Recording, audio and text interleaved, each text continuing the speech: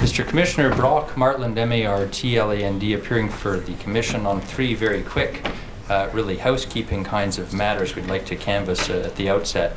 The first is just to put on record that Exhibit 682 and Exhibit 1020 appear to be identical documents, except that 1020 has some highlighting to the identical text. I just wish to place that on record. The second, which is also housekeeping in nature, has to do with Exhibit 1680, which is something put in evidence on August 31. It's a website. The printed version of the website that we have marked as an exhibit is missing text. The way it was printed doesn't capture all the text. We're proposing, and I don't see any controversy to it, that we simply use the website proper in a manner that we can put on, we can ensure that our exhibit has all the text from it. So we're proposing to do that on 1680. The third and last matter I wish to address comes out of evidence that was led through Dr. Craig Orr when he testified recently on a panel on sea lice. The Exhibit 1785, Mr. Commissioner, is the subject of an outstanding application brought by the BC Salmon Farmers Association. We've reached a resolution as between the Salmon Farmers Association and the Conservation Coalition, and if you'll recall, this had to do with the workshop with members of both those two participants involved in the workshop, and Dr. Orr's notes that recorded what occurred at a workshop in November '09. At this point, we're proposing to do three things, and I propose to simply read into the record a letter that's been prepared to record that. It is as follows. The Conservation Coalition supports the application by BCSFA to include as additional evidence to the Cohen inquiry the complete audio tapes of the morbidity and mortality workshop referenced in Exhibit 1785. While this workshop did take place and was sponsored by CAR and Marine Harvest Canada, Exhibit 1785 does not represent either a full word-by-word transcript or a consensus summary by both co-sponsors and should not be represented as such. Exhibit 1785 is a draft document intended to capture and summarize the presentations and discussion at the Morbidity and Mortality Workshop. It was prepared by CAR in order to facilitate the development of final proceedings of the November '09 workshop with MHC. In interviews with Cohen Commission Counsel, this workshop was identified as information of interest to the Commission and was submitted by the Conservation Coalition Council without review by or agreement of Marine Harvest Canada. A final joint CAR-MHC summary of this workshop is expected to be released in mid-fall 2011, and it will be available on both organizations' websites. Questions about or disagreements with Exhibit 1785 should be based on the complete audio tape for clarification. And on that footing, we're proposing three things. First, Exhibit 1785 will remain as it is. Secondly, an audio CD which I've provided to Mr. Lunn will become the next exhibit. That'll be Exhibit 1954. So marked. And that's with the consent of the Conservation Coalition. And thirdly, the BC Salmon Farmers Association seeks, and we support, having a 3-page errata sheet that identified in writing what were said to be difficulties in 1785. That errata sheet would become the next exhibit, Exhibit 1955. The Conservation Coalition takes no position on that portion of what we're proposing to do. The document so marked. With those matters having been addressed, Mr. Commissioner, that application now falls off. There is no outstanding application, and that concludes my brief matters. Thank you. Thank you, Mr. Martland, very much. Just one more brief matter, and I'm just going to canvass Mr. Lunn if we can deal with it now. Do you have the Mr. Lapointe's affidavit? Yeah, yes, I do. For a moment,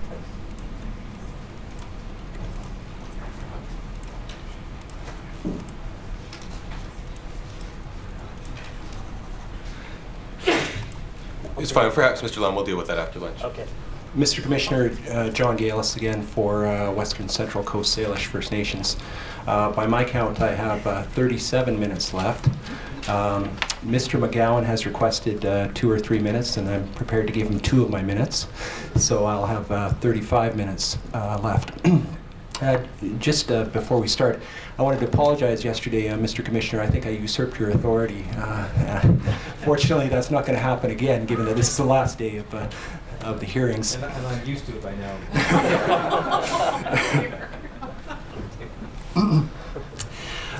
For the panel, yesterday we started looking at the wild salmon policy, and we talked a little bit about the three, as I called them, pillars of the wild salmon policy for successful implementation. Perhaps this is a question for Ms. Dansereau.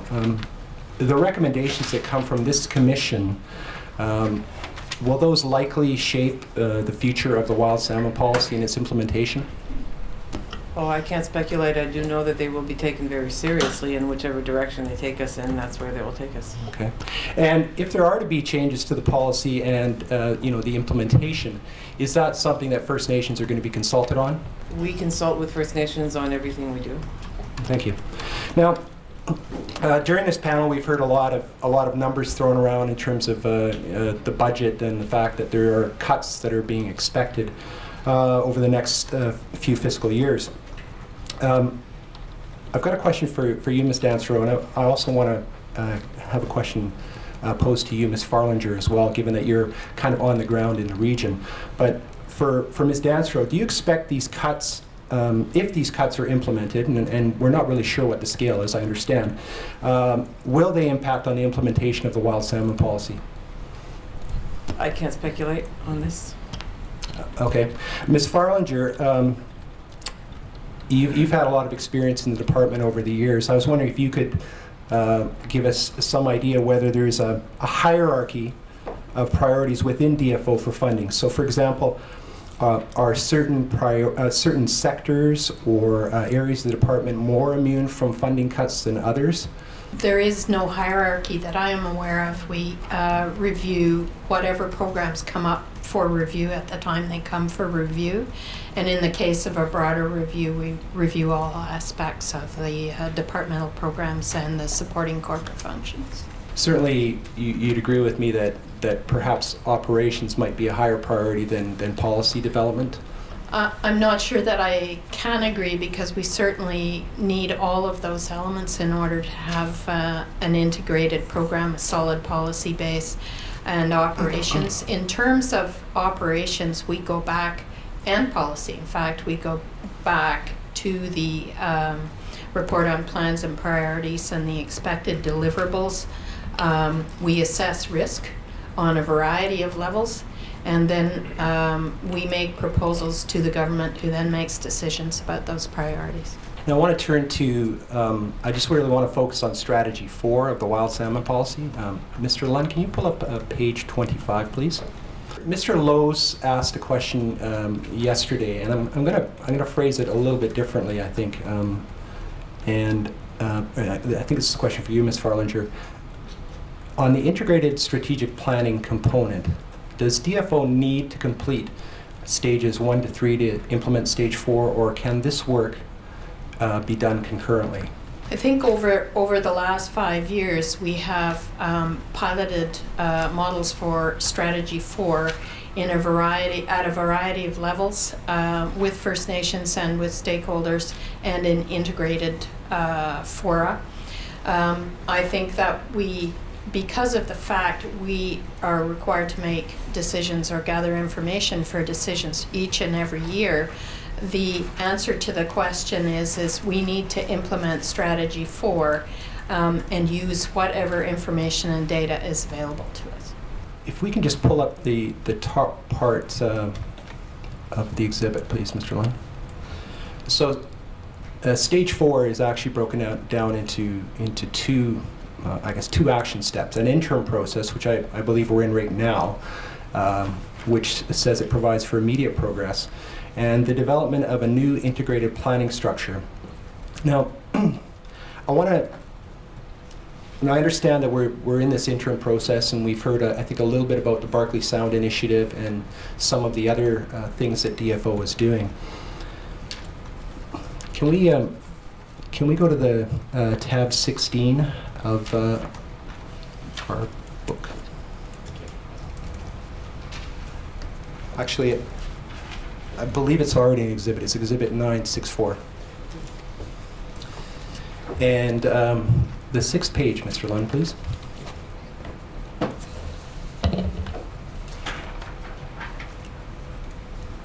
So this is the work plan for 2011-2012. This is the year we're in now. Do you recognize that, Ms. Farlinger? Yes. And it talks about on 4.1 that it looks like there's three projects you're working on right now. There are 3 that are identified here, yes. Correct. So there's one in Barclay Sound, one on Skeena, and then we've got the FRSSI, the Fraser River Sockeye Spawning Initiative. Could you just, for the Commissioner's assistance, give us a sense of where we're at on the FRSSI initiative?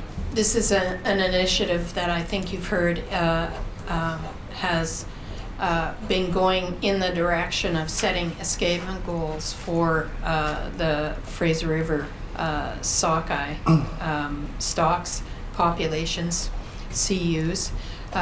We do expect, as Dr. Richards said, to have a report on limit reference points for Fraser sockeye CUs, and some of the work we will be doing under this rubric, under the FRISI process, as it's called, is integrating the new information that we have on advice to science into the planning process for the Fraser sockeye CUs.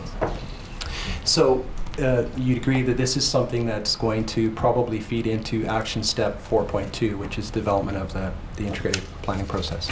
It's certainly one activity that contributes to that, along with several other activities, and I would point to activities like the quote forum process, or the roadmap for Fraser River sockeye First Nations, other processes. So it is one of several issues or several activities that will come together to evolve into the kind of planning process that's seen on in Strategy 4. Mr. Lund, can we go to the next page, please? And if you just blow that up a little bit, panel. I don't know. I'm actually looking at the 3rd box, I suppose would be probably helpful.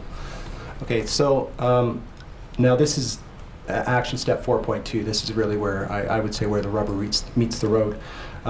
If we scroll down just after the bullets, you've got for 2012 to 2015, develop draft framework for long-term integrated planning process. Consult with First Nations partners and stakeholders on the framework.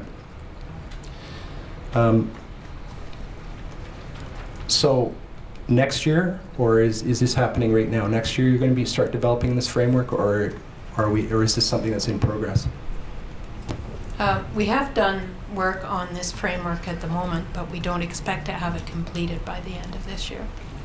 Mr. Taylor has asked that we look at the 2nd box over. Well, I just wonder if it's legible if both can be on the screen at once. Perhaps we want to zoom out on that. So the progress made, completed discussion paper on identifying planning units, March 2009, internal workshop in 2009, discussed planning unit summary report done. So that's actually a good point. So what's gone on since 2009?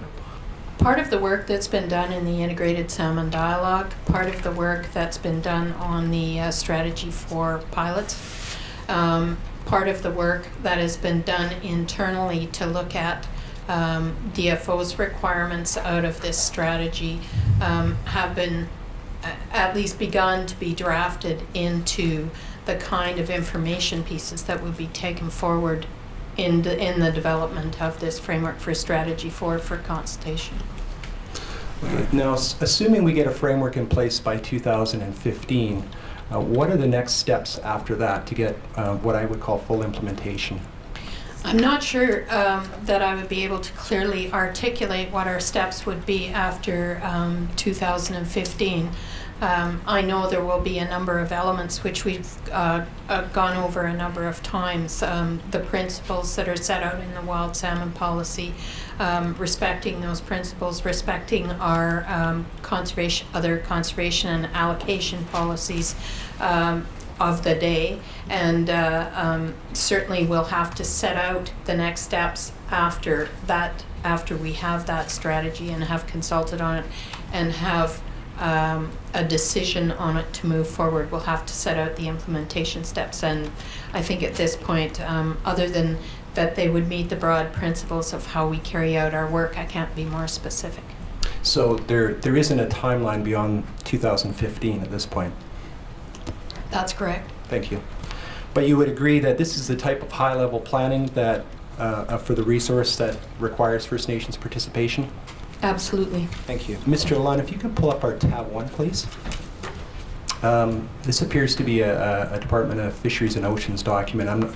I'm not certain. It's called Departmental Priorities Extended DMC, September 29th, 30th, 2010. Ms. Danstrow or Ms. Farlinger, do you recognize this document? Mr. Bevan? I'm familiar with the meeting. I attended it. Just trying to find out or look at this and determine if it's a record of decision or not. If I may, we saw an awful lot of extended DMCs or meetings that go on, as it says here, for 2 days, and so Right. there was a lot of material. Whether or not this particular page was there, I don't think it's possible for us to confirm that. Okay. Mr. Bevan, you attended the meeting? Yes, I did. Did Ms. Danstrow or Ms. Farlinger, did you attend this meeting as well? I normally attend them. Whether I was at this particular one, I can't actually put my mind back. I'd have to look at my calendar. Okay. I did so- attend this meeting. Okay, thank you. So if we could turn to the next page, Mr. Lunn, and just focus in on there's an area called Aboriginal. And I just want to read this in for the record. In light of long-standing issues and more recent flashpoints, it was agreed that Aboriginal issues were becoming increasingly complex and were largely centered around access/allocation, and consultation. Priorities identified include establishing Aboriginal fisheries frameworks and renew treaties under treaty-type arrangements, and under that, adopt a coordinated approach to renewal of LROC, AICFI, and PICFI. Second bullet, understand how court decisions will affect DFO priorities, programs, and operations. And then third bullet, Aboriginal consultations, duty to consult. Need to better understand vis-a-vis court decisions, DFO obligations, and stakeholder expectations. Develop and adopt across the department a coordinated approach to consultations with best practices being shared across NHQ/regions and drawing from a whole government approach. Now, on the Aboriginal file, if I can call it that, within DFO, would you agree, Ms. Danstrow, that those are likely the priorities that DFO has to address going forward? These are certainly areas of real interest for us because we believe we can always improve, and so part of the improving is to learn from each other and to consult with each other and to develop and adopt, as it says here, a coordinated approach for consultation. And this was a meeting that was held in Ottawa? Usually, I think, yes. Okay. So these are priorities really on a national level. Yes. Thank you. The extended DMC means the Extended Departmental Management Committee. Normally that group meets once a week, but every 2 months approximately it meets for 2 full days. Now, I want to focus on one of those priorities that's identified there, and that's the allocation policy. We've heard earlier that Canada's negotiation mandates change very little from year to year in terms of fish and funding. We've heard from First Nations that these allocation numbers have remained static over the years. Now, we understand that there's a document, Coastwide Framework, which I'm not going to talk about, but I'd like to go to Exhibit 1426. Oh, if we can just back up. Could I have that marked as the next exhibit, Mr. Lunn? The Department 1956. Now, we've seen this document before. If we just go down to the bottom third, Mr. Lunn, starting with there's a bullet, the framework encompasses.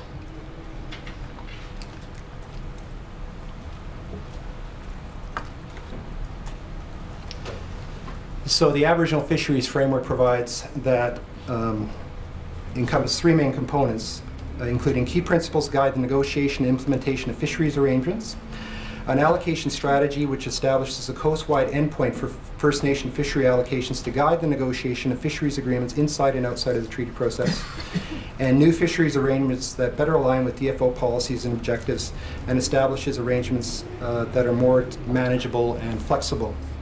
So we see an allocation strategy in there. Now, our understanding from the evidence that's given that First Nations weren't consulted on their needs prior to the establishment of this endpoint number. Is that correct? Ms. Farlinger? We've had evidence about a lot of consultation, and it's all inputted. I'm not precisely certain where my friend is going and what this question is trying to capture. Mr. Commissioner, you well know that this Aboriginal framework has been the matter of a motion and a ruling by you. And as I understand your ruling, you said, with one exception, all of the material sought to be obtained is not going to be given out. And that ruling, by the way, is now up on the Commission's website, so it's there for everyone to see. And the one thing that, Mr. Commissioner, you said should be provided became the subject of a Section 39 certificate and is therefore not provided.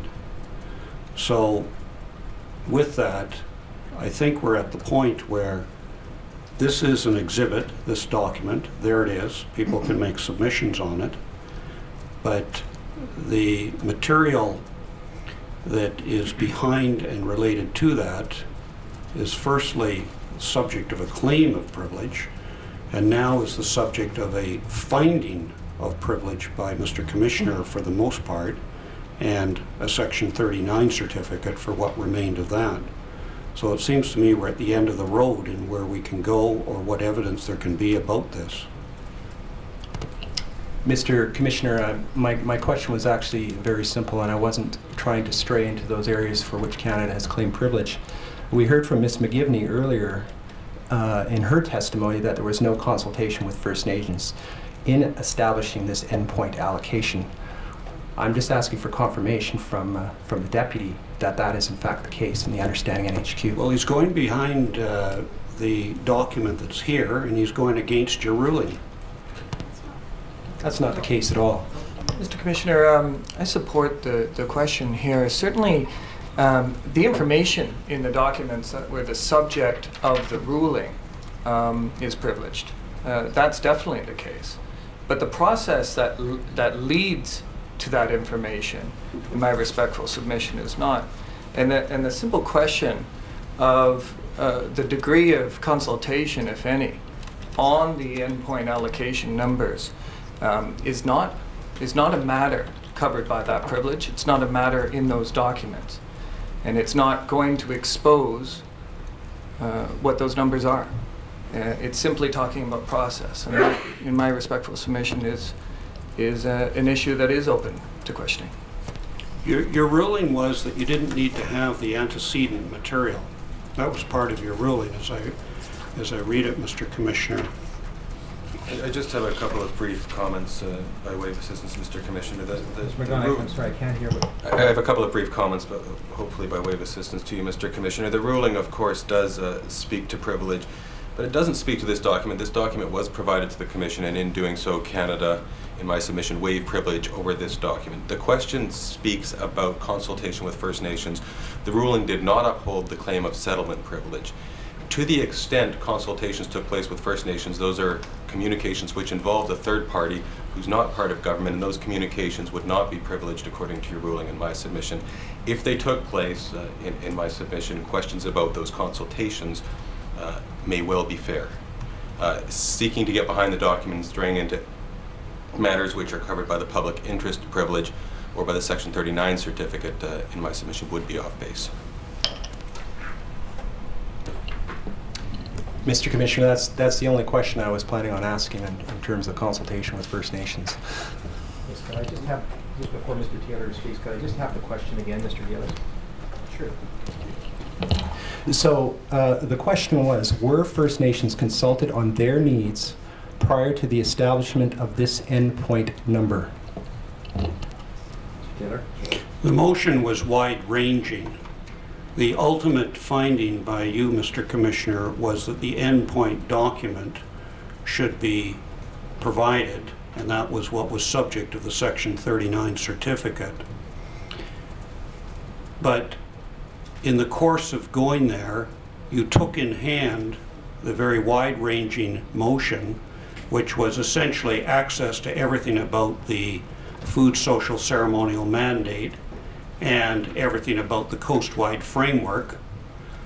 The question that we're just discussing that Mr. Galis wants to put is part of that, and you found and ruled in your decision of the 12th of September that everything but for that endpoint document is not to be produced, either because it's irrelevant or unhelpful to you or subject of public interest privilege.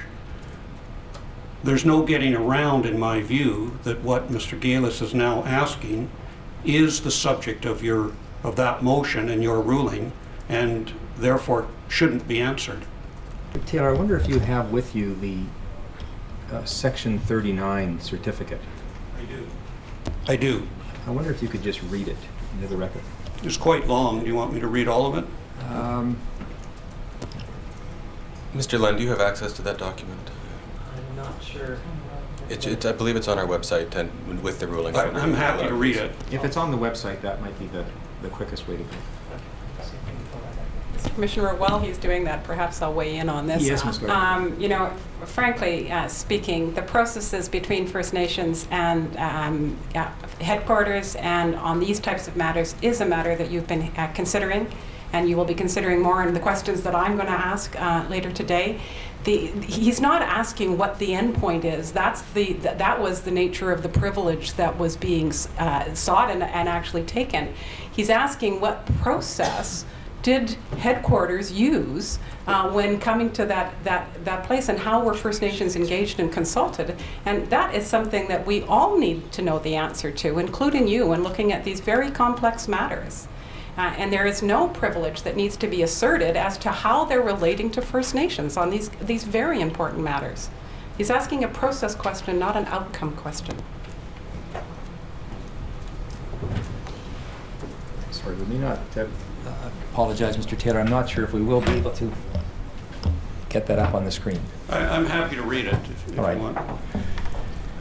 It comes in the form of a letter from Wayne G. Waters, who is the Clerk of the Privy Council and Secretary to the Cabinet. It's dated September 22, 2011, and it's addressed to the Honourable Mr. Justice Bruce I. Cohen,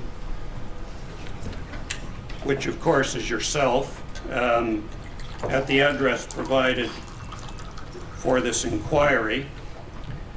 Dear Mr. Justice Cohen, We have it up on the screen. Thank you very much, Mr. Lund. Thank you, Mr. Lund. Just give me a moment. I was just getting warmed up. So we only have I just want to read it through. I'll just take a moment. Thank you. Yes, thank you. I'm sorry, I cut you off, Mr. Taylor. I apologize.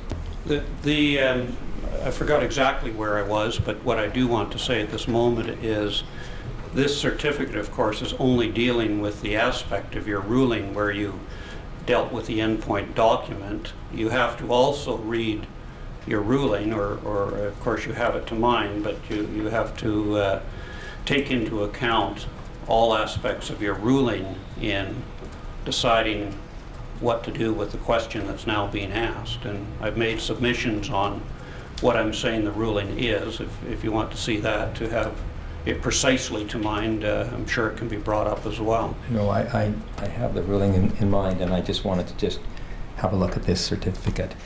My decision this morning, Mr. Galis, is that you ought to be permitted to ask questions about process, but I and saying that would certainly allow Canada or any other participant or their counsel to again raise an objection to further questions that may flow from an answer you receive from the panel, or of course, if deemed appropriate by counsel, to any other counsel's questions relating to the matters upon which I have ruled with respect to those matters contained in the application. So I will allow this question, but I'm not making a blanket ruling by any means.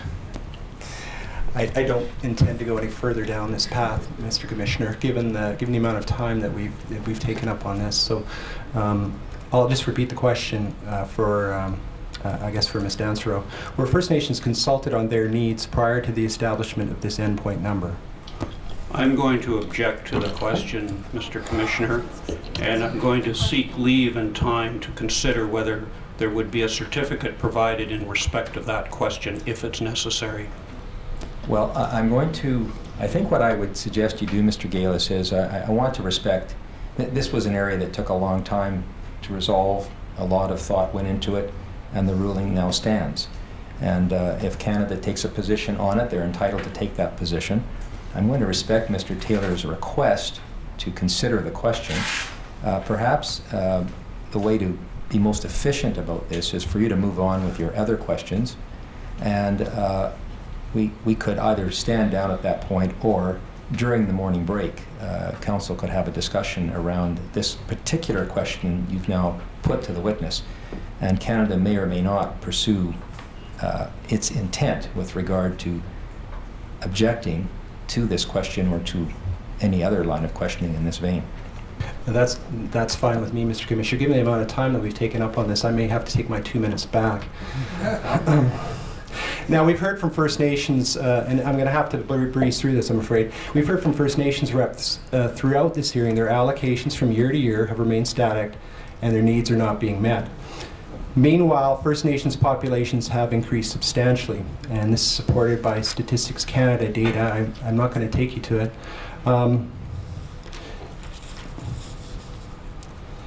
Earlier, we identified access and allocations as a priority for DFO. Now, in 2005, it appears from review of the documents that several First Nations were asking for increased allocations. Can we pull up tab 23, Mr. Lynn?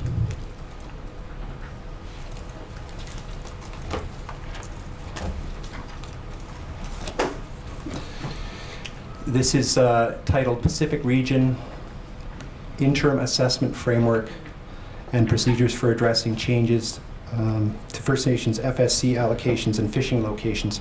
Now, it says that it's a draft on it. I think this question is probably best for Ms. Farlinger. Are you aware of whether this is the current policy or whether the policy has been updated? I'm not aware specifically, but I would say that the principles and steps set out in this policy continue to be guidance for staff inside the department, and in fact are discussed at a subcommittee specifically focused on food, social, and ceremonial fisheries of the DFO First Nations Fisheries Council. Can we go to tab 24, Mr. Lund, please?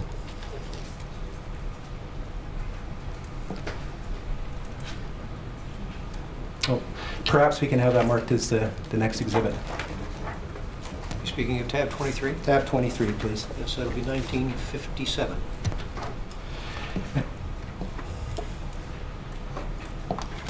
And tab 24. Now this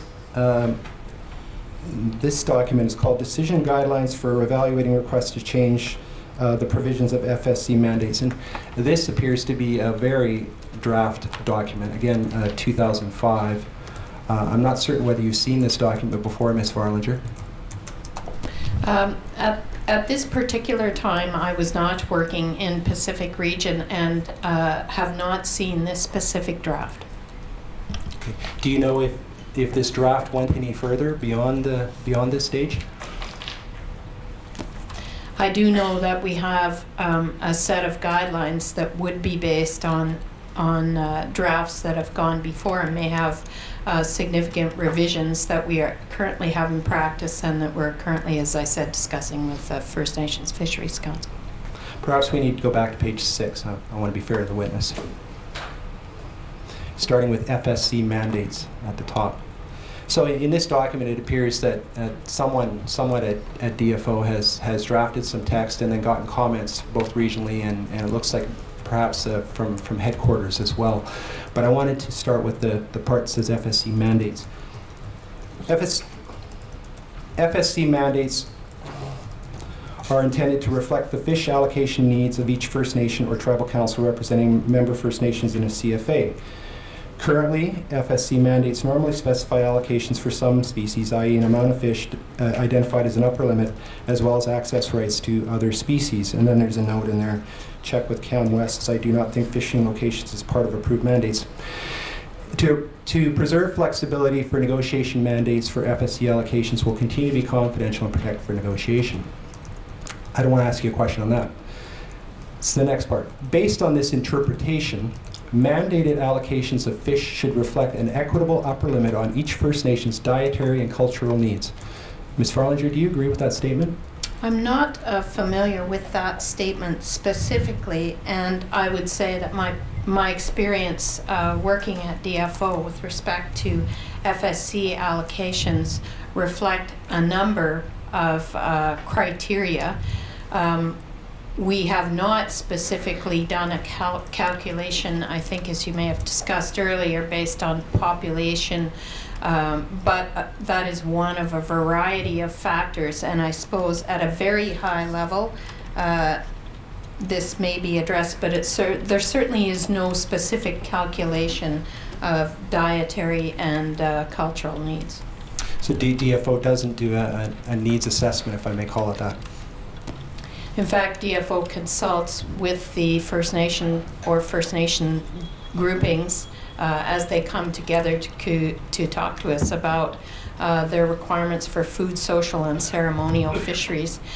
We take into account the needs as identified by the First Nation, their recent fishing practices, their ability and capacity to go and catch the fish, the needs of other First Nations in the area that may or may not be fishing on the same stocks or species, and also the conservation requirements for those species. So all of those things are taken into account, and we do not do a specific calculation on dietary or cultural needs, but get that information in our consultation with the First Nations. Thank you for that. That's very helpful. Going down to the next line, also implicit in this interpretation of FSC mandates is the concept that allocations should be roughly proportional to the number of registered members for all the bands covered by the mandate, i.e. they should reflect community needs.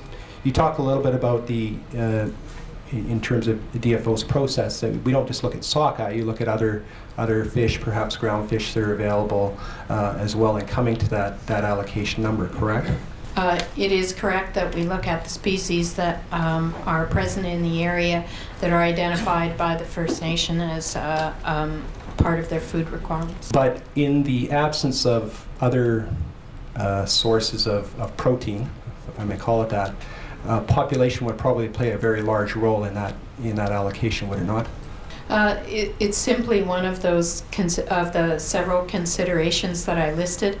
Not least of those considerations is whether the First Nations has access to other fish or not.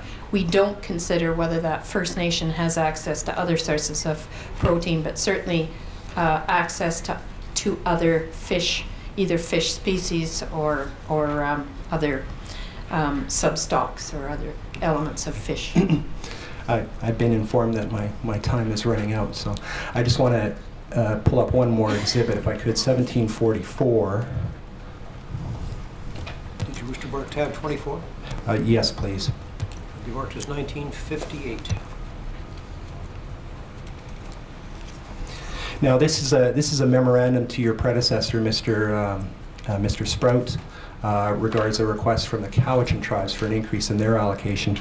I understand that there's, in terms of context, that if we look at the part that says background right at the bottom, it states this: First Nations throughout the South Coast area have indicated that current FSC allocations provided for salmon do not meet their needs and they're demanding increases. And Cowichan requests an increase of 130,000 sockeye.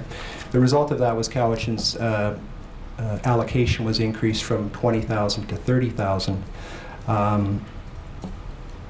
Now, my understanding is that it's still 30,000, I think, when we review the PPR. Is that correct? I don't know if that's correct, but it certainly sounds within the range. Okay, if we can just go to, I probably don't want to go there, but the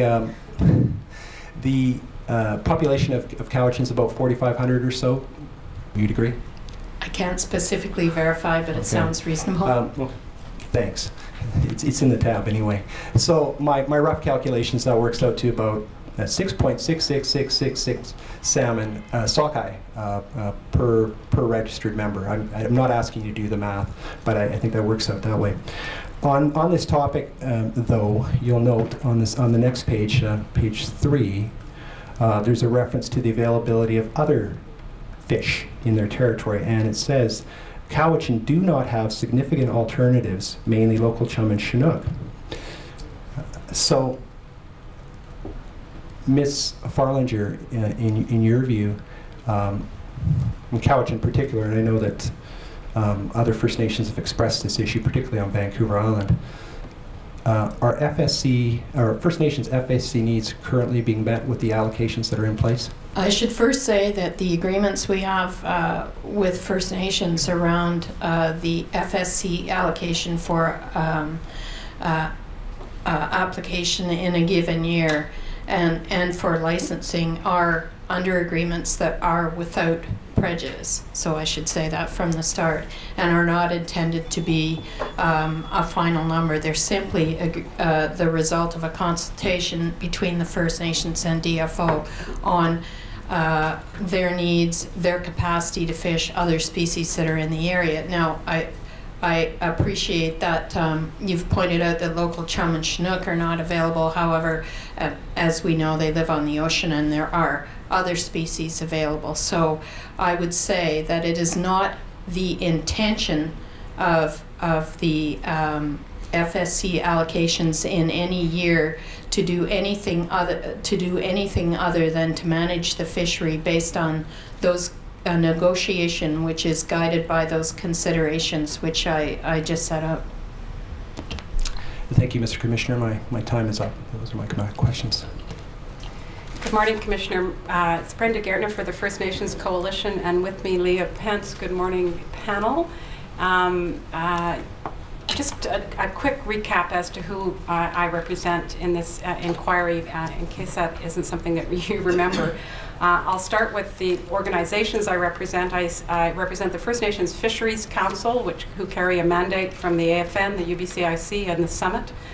I work for the Fraser River Aboriginal Fishing Secretariat, which provides assistance to Fraser River tribes along the river. Ms. Farlinger is very familiar with that organization, I'm sure. I also represent the Haida, 3 of the Douglas Treaty bands on Vancouver Island, and then from Chehalis all the way up to the headwaters of the Fraser, including the Upper Fraser Fisheries Commission.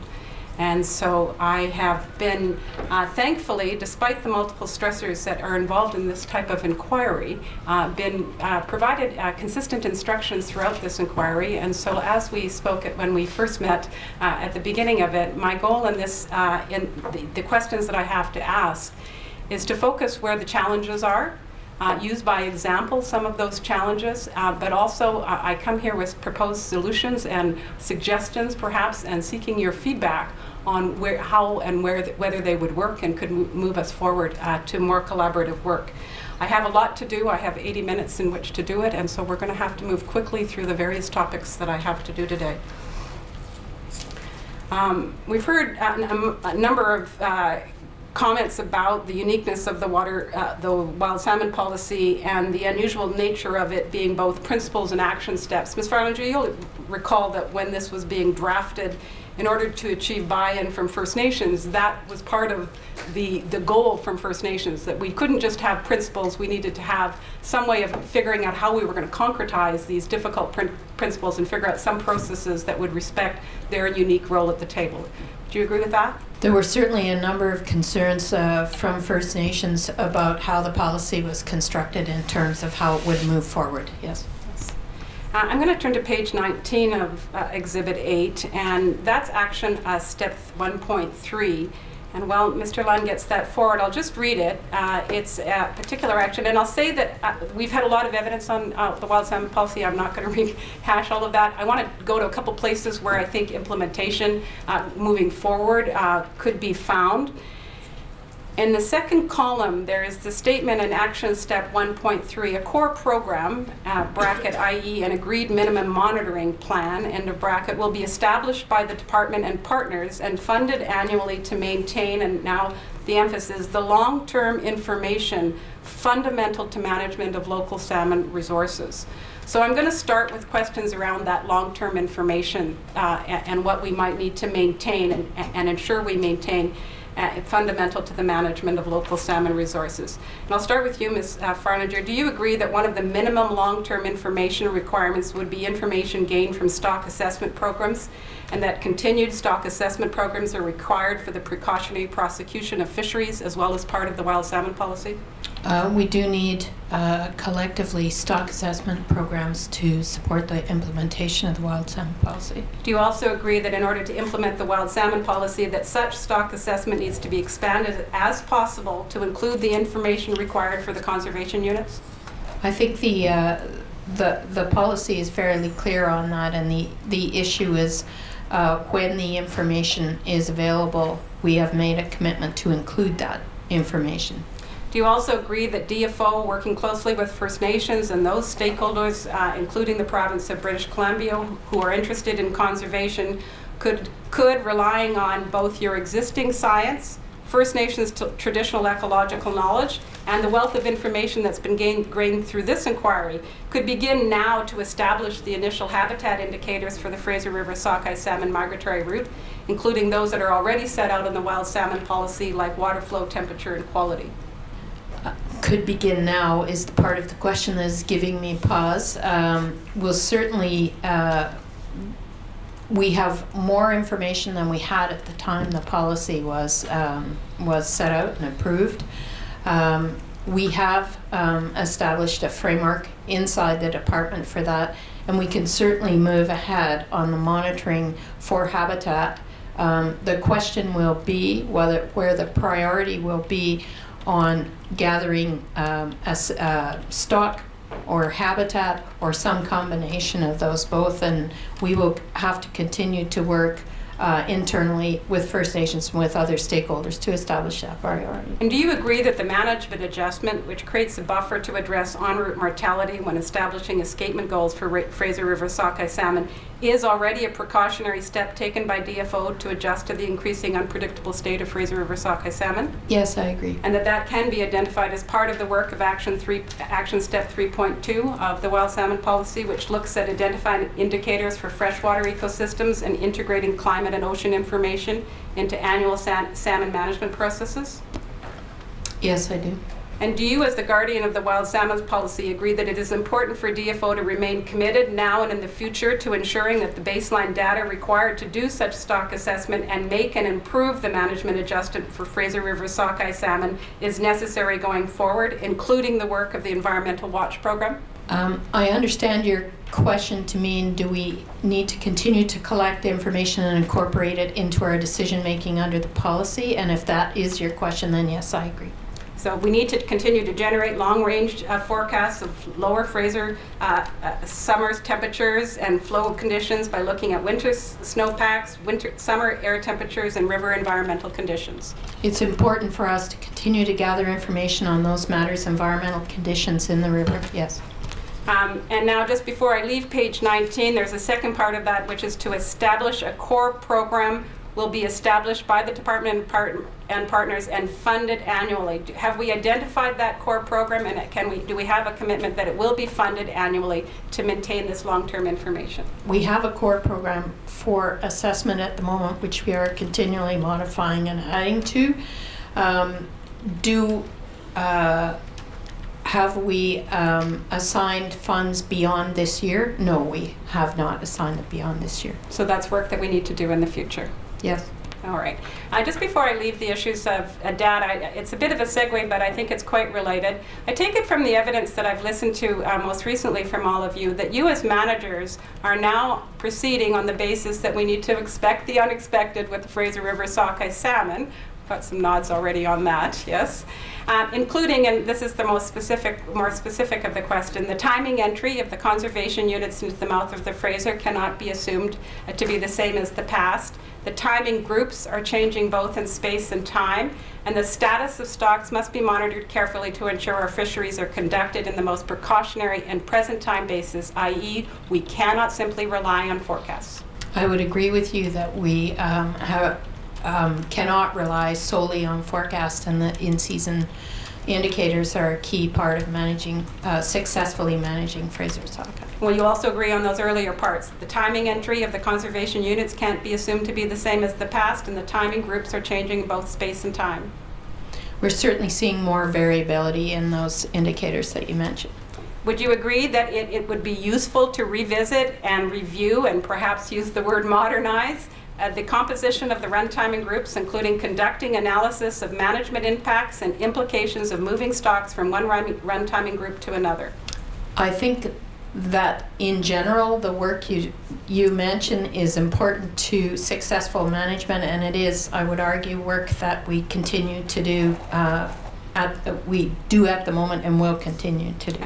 And you agree that First Nations need to be involved in that type of analysis because it could, in fact, impact the exercise of their rights?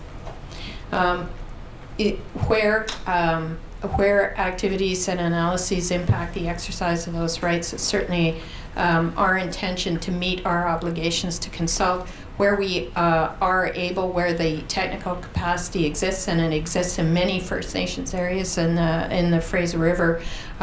We have engaged on a technical basis and will continue to engage on a technical basis. And one more step on this, do you agree that this should and could be done as part of the renegotiations of the Fraser Sockeye Annex of the PST? I think that is too specific, but it is very clear that when Canada renegotiates that particular annex of the Pacific Salmon Treaty, that our process of engaging and consulting First Nations will be important and will be something we will do. But the discussion regarding timing groups of the aggregates and whether or not the timing groups as they're presently defined and the adjustments that need to be made are also something that would be important to do as part of the renegotiation of the annex with the PST. Those certainly would be factors that would be considered. I just wanted to make sure I heard the evidence correctly, and it may have just been the way I heard it, but I heard, Ms. Farminger, you testified that if funding wasn't available for test fisheries, the DFO would need to make adjustments to the management of the fishery. What were you considering there? Are you considering changes in how the fisheries would be conducted? Are you talking about finding ways of finding new money for these? I mean, as you know, we can't, we rely heavily on these test fisheries for conducting fisheries either in the marine or in the early part of the mouth. So if we're looking at not doing these, we'd really have to wait till we get the information past Mission or up to Quaylark. So I'm just curious what you were meaning when you said adjustments to the management of the fishery. I was making a rather general statement that we will have the tools necessary in place to manage the fishery. And we have a number of decisions that need to be made in advance of that. And ultimately, at some point, those may need to include changes to how the fishery is managed. There was nothing specific implied in there. But you will agree with me that if we don't do the marine test fisheries, that the first time we get reliable in-season data for these returns, including these mixed stocks, is at Mission, which generally needs to be confirmed by Quaylark. You do agree with me on that? Those are certainly the test fisheries, the mission count, and the quail arc count are key elements of how we currently do that, create that Okay. knowledge. All right, let's move on to something more specific to the wild salmon policy again, and particular strategies 4 and 5. Now, Ms. Farlinger and Ms. Dansereau, implicit in the implementation of the wild salmon policy is the bringing together of different worldviews. You'd agree with me on that. All throughout the whole of the policy, we've got recognition there are different worldviews and there's different ways that we need to bring that information together. Yes. Now, if I go Yes. to page, thank you. If I can go to page 29 of the wild salmon policy, the drafters identified 2 key successes to the planning structure embedded in strategy 4. And you'll see that right there. Thank you, Mr. Nunn. And the 2 key areas are First Nations, the high degree of support and participation at all levels of planning structure, and secondly, a high degree of support and involvement of the provincial, territorial, and local governments. There are some that may argue that the wild salmon policy is too complicated, it's too costly, and it's too time-consuming to be implemented in the Fraser River, which, as you can imagine, Ms. Farlinger, sorry, that's very troubling to our clients who are very dedicated to biodiversity and very dedicated to ensuring conservation units are protected for their FSC requirements. Do you agree? And I'll start with you, Ms. Farlinger, and then turn to you, Ms. Dansereau. Do you agree that a clearly mandated Tier 1 and 2 process that identified the strategic and local mechanisms for WSP implementation would be helpful to the integrated strategic planning contemplated in Strategy 4 of the Wild Salmon Policy? Okay, I just want to make sure I'm covering this right. Tier 1, as we talk about it, is a First Nation to First Nation process. And you're talking about the engagement at that level in the strategic planning and also the specific planning. I think that the degree to which those are present at the First Nation to First Nation level will be highly variable in situations depending on the First Nations, but in general the principle is a reasonable one. Ms. Dansereau? I can't speak to the specifics of the various systems we have in place, but I can say that consultation in whatever form is a requirement for this to work. And that identifying the specific levels and the types of consultation, where it needs to be strategic and where it needs to be local, could be very useful for the implementation of Strategy 4 and 5. Yes. And we've heard also lots of evidence during this inquiry regarding the interjurisdictional work and challenges around habitat and water management.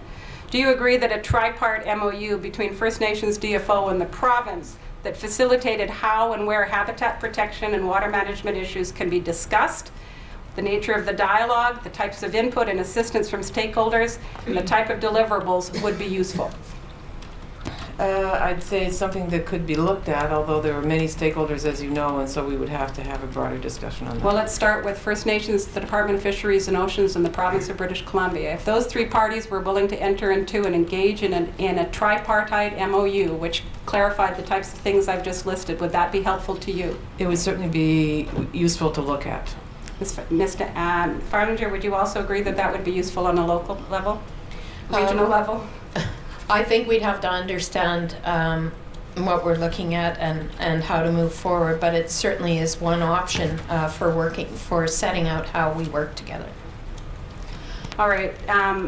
From my listening to the evidence and from your own evidence and the evidence that I've heard throughout this inquiry and in discussions with my clients, the questions that become most challenging around the wild salmon policy is what's the best way and most efficient way to manage humans to protect weak stocks, and how to modernize the conduct of these fisheries, and how to really look at what restoration projects are prioritized and how are we going to do that. Those really seem the questions, because this policy is so detailed, and when you look at it in relation to the Fraser River, those details can really bog people down.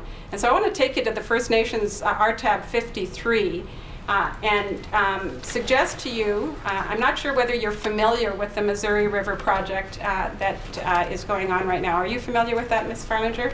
I'm not personally familiar with it, although I have looked over, not in great detail, but I have looked over the material provided here. Now, what this project is that it encourages partnerships to develop and implement restoration efforts. It identifies criteria and opportunities for restoration projects. It aligns stakeholder members, 8 states, 18 American Indian tribes, and 15 federal agencies appointed, all who have appointed representatives to sit on this broad-based committee. They actively engage in the design of basin-wide plans for restoring the Missouri River, which, as this front page says, drains 1/6 of the United States, encompasses over 529,350 square miles. The river flows 2,341 miles through 7 states. I mean, it's a much, at least as challenging as the Fraser River. You would agree with me on that, based on that easy summary. Yes? Certainly seems to cover greater geography. I think they don't have Pacific salmon, which I would argue is a rather more difficult topic, but nonetheless, it's a complex matter. Yes, I haven't heard about Pacific salmon in Missouri either, so. But it is complex, you'll agree with me, and it has a lot of stakeholders, it has a lot of governments, and what they've done in this situation is decided to come together to prioritize restoration projects and the approaches that they will be using. They use an independent scientific advisory panel. Do you think it could be useful for the Department of Fisheries and Oceans, First Nations, the province of British Columbia, and interested stakeholders to look at and use a similar type of approach for the implementation of the wild salmon policy within the Fraser? I think that the basic elements of having the public interest, the stakeholder interest, the First Nations, and the levels of government concerned with impacts and management of Fraser sockeye is a key element of any long-term solution. As to whether this model specifically would apply, I can't comment further than that generality. Would you agree that it's also an approach that could help us tackle a very difficult, the very difficult task of the death by 1,000 cuts that arise in habitat protection within the Fraser River ecosystem? I think that it is important to look at cumulative effects, if that's which is what I assume you mean by the death of 1,000 cuts, in the management of habitat on the Fraser River. And I do think it is important for the various levels of government, including First Nations, to work together to understand and mitigate or prevent those impacts. So I agree with the generality rather than the specific model. Yes, I'm not proposing that we adopt that model holus bolus. That would be impossible given the uniqueness of the Fraser River and the uniqueness of the tribes and all of that. Ms. Stansfield, do you see that type of model being useful for you in headquarters, knowing that that type of model would be put into place and actively used by those concerned with the conservation of Fraser River stocks? We're always interested in looking at new ideas and new models, although I'm not sure this one is necessarily the one that we would want to look at. I think the IFMP, that process that includes a lot of stakeholders, at least on the fisheries side, is a step somewhat in this direction. But I would say that the issues that are of interest to Fraser sockeye are not only in the Fraser, they happen out at sea and they happen out at various entrance points, and so that would have to be factored into the planning process and the planning structure as well. Yes, so we would include all of those along the migratory route of the Fraser River sockeye or Fraser River salmon. I'm not sure where you'd have to set the boundaries, so it would be very complicated, and it would require a lot of thought. Definitely it's going to require a lot of thought. We're looking for new models here. I guess the difference, and I'll just give you an opportunity to consider this, the IFMP model is really looking at harvesting plans. And this is much broader perspective. From the wild salmon policy, it's not just about harvesting plans. You'll agree with me on that? Yes, I agree. Yeah, all right. I just have a couple questions that I'd like to see if I can finish before the Commissioner takes his morning break. But Mr. Bevan, I have to switch, and I'm going to talk a little bit about international work for a second. You mentioned the international work that was important to the Atlantic. And I wonder, does DFO have in place the necessary places of dialogue to address concerns that we've heard in this commission regarding competition for food in the Gulf of Alaska, including the increasing competition caused by hatchery production of pinks in places like Russia and Japan? Do we have a place that you can turn to already? Well, we have the scientific work of the North Pacific Anadromous Fish Commission, and I believe it's Pisces as well. So there are bodies that can bring that broader dialogue together. Certainly that has been a question that we've had looking at the volume of smolts that are produced by all the parties around the North Pacific. It did raise questions about carrying capacity, etc., and some of those questions have been put to the scientific community. But I think that those are the bodies that would at least be able to determine whether or not there's a problem. The question then would arise, if there is a problem, what do you do about it? And the structure of the North Pacific Anadromous Fish Commission was to deal with enforcement issues, to stop the high seas drift netting, and to implement the UN ban on that activity. So there's joint enforcement, there's the joint scientific work, but there is not necessarily a mandate to talk about limitations on production of fish in hatcheries. So that may raise a question. There is a commission being put together to deal with all other species in the North Pacific, but because of the Anadromous Fish Commission, we'd have to look at the mandate of that particular body. So you as a manager right now don't have a place to talk to other managers in Russia or Japan, but that would require amendment to those terms of reference? We have a place to talk, but we don't necessarily have the mandate to deal with the problem. But I would point out, first off, that we have not yet had definitive information from science to indicate that there is the current practices are in fact creating a carrying capacity issue. And I don't know if my colleague has more information on it, but that's the situation as I understand it. I think my clients will get worried about waiting for the definitive science on the Gulf of Alaska, given how difficult it is to do studies up there, Mr. Biven. And so we need to look at what precautionary steps need to be taken associated with the amount of fish that are showing up in that part of the world. And so I wonder if we might need to get in place that dialogue and a meaningful dialogue before we wait for science. I take your point that definitive is the wrong term in terms of science. We haven't had indications that there's there is a problem, but I take your point that we should have that discussion. So you would encourage the commissioner, when considering some of the reports, and in this one I'll consider Dr. Peterman's report specifically, where he identified as quite a likely contributor to the challenges associated with it, the production of pinks that are going into the Gulf of Alaska. You would encourage learning more about that directly from the commissioner and taking steps accordingly? I think that we certainly wait the recommendations of the commissioner, and we'll be responding to it in a very serious manner. If that includes recommendations relevant to starting dialogue with our partners in the North Pacific, then we'll have to take that under consideration at the time. Perhaps before I move on, we should mark as an exhibit the tab that we've put forward on the Missouri River Recovery Implementation Committee.